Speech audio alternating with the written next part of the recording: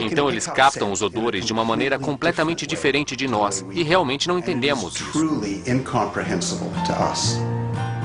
Os cães conseguem detectar quantidades minúsculas de substâncias químicas depositadas pelos humanos do tamanho de um dedo ou de uma pegada. Especialistas afirmam que a detecção da doença em um corpo humano moribundo segue o mesmo princípio. Mas seja qual for a explicação científica, Scamp agora se tornou uma espécie de sistema de alerta dentro da casa de repouso Pines. Suas habilidades fornecem um elemento de conforto aos pacientes e suas famílias que valorizam o tempo que Scamp lhes dá para se despedir de seus entes queridos. Andy, voluntária no The Pines, acha que o tempo que Scamp lhe deu para se despedir de sua querida amiga Phyllis foi inestimável. Fomos amigas durante 55 anos. E eu vinha aqui todos os dias para cuidar dela.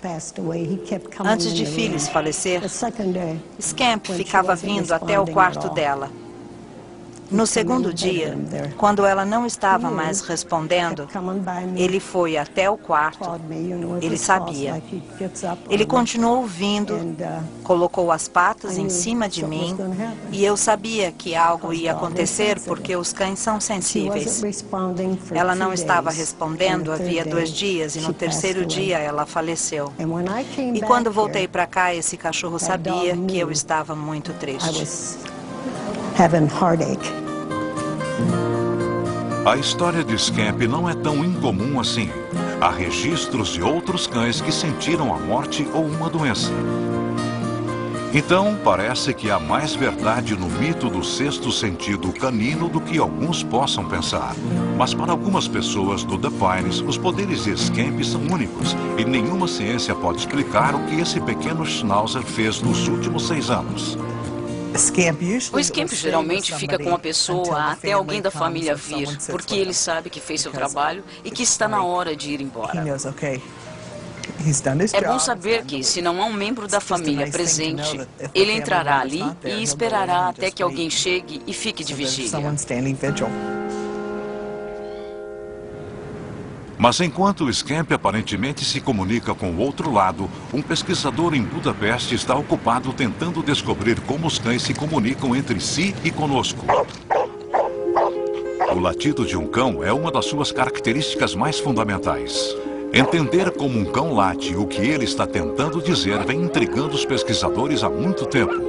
Os latidos podem variar tanto em nível de decibéis quanto de tom, dependendo desde o trabalho que o cão foi criado para fazer, até a necessidade de ficar em contato com membros separados do seu grupo social.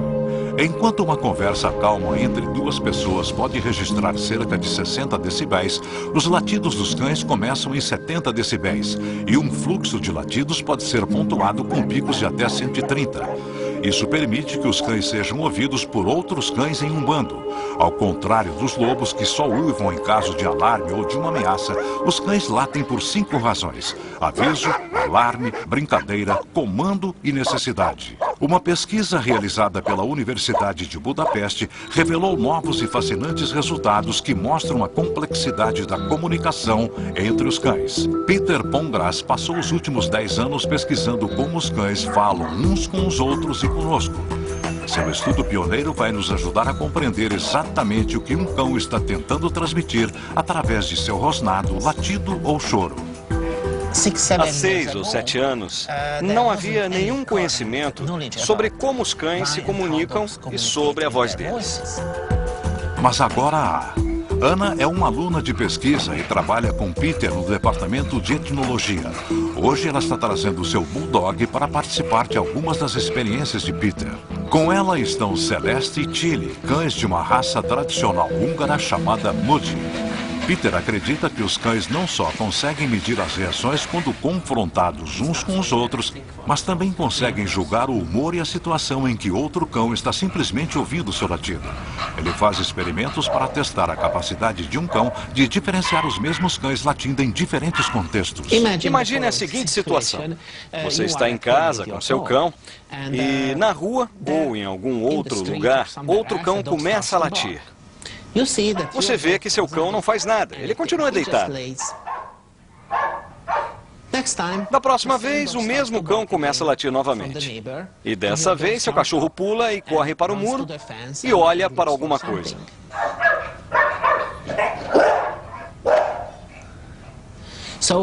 Portanto, esse cenário simples diz que os cães conseguem ouvir as diferenças nos latidos de outros cães. Ele respondeu ao latido e eu consegui detectar as diferenças entre os latidos e as reações deles. Agora é a vez de Tilly.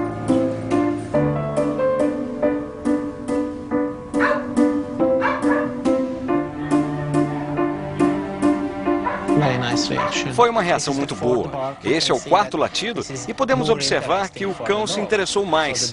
Então essa reação é vista muito claramente aqui. Portanto, se pusermos outro latido no alto-falante, quando este latido soar, então poderemos dizer que os cães ouviram a diferença. E isso pode ser um sinal de que os latidos têm um significado para eles. Isso pode ser uma evidência de que o latido desempenha um papel-chave na comunicação dos cães. A pesquisa de Peter também está explorando as diferenças nos rosnados dos cães. A maioria das pessoas acha que os cães rosnam para ameaçar alguém ou para repelir alguém. Mas eles também rosnam, por exemplo, para brincar. A experiência chamada O Osso é Meu foi inventada por Peter para ver como os cães reagem a rosnados em certos contextos, por exemplo, quando ganham um delicioso osso. O contentamento contextual significa que quando um cão late, outro cão pode entender que aquele latido não significa que o outro está bravo. Usamos 3 tipos de rosnados. Rosnados de brincadeira, rosnados frente a um estranho ameaçador e um terceiro rosnado chamado de rosnado para vigiar a comida. O rosnado gravado é tocado do cesto de um cão posicionado na frente ao osso e a reação do cão é então gravada para monitorar se o rosnado foi bem entendido. Nessa experiência, eles usam o rosnar para vigiar a comida. Eu achei que ele não fosse ligar se ouvisse um rosnado, mas ele ligou e reagiu, como se fosse algo agressivo. Os pelos dele ficaram eriçados e os ombros subiram. Eu acho que ele ficou com medo. Para Tilly, eles põem um rosnado de brincadeira. Eu acho que o cão se comportou de uma maneira muito inteligente. Ele entendeu que esse latido não era adequado a esse contexto. Este é um rosnado de brincar. E não quer fazer nenhuma referência ao osso.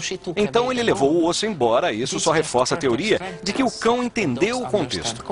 A experiência sugere que os cães possuem uma série de nuances sutis de comunicação que eles transmitem uns aos outros e para os seres humanos. E isso os distingue dos outros animais.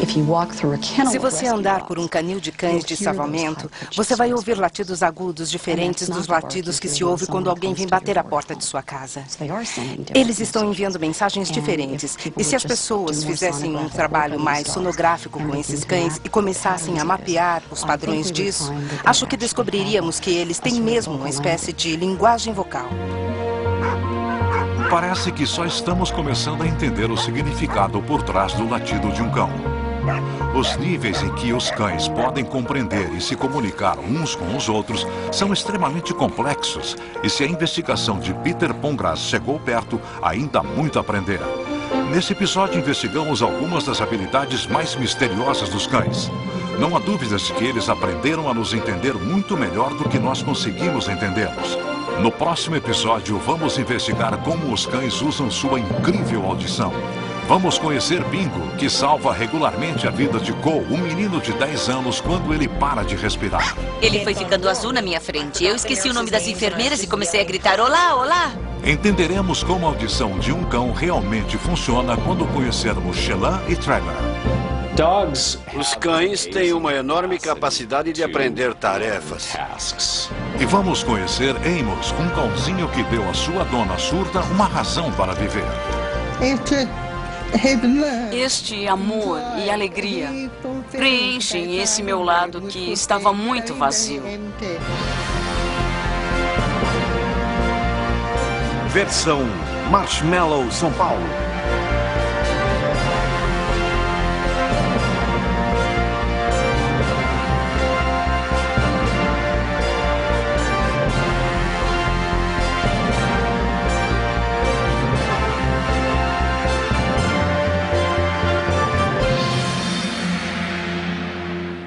Cães Extraordinários é apresentado pela Eukanuba, onde acreditamos que os cães são extraordinários. Alimente-o da mesma forma.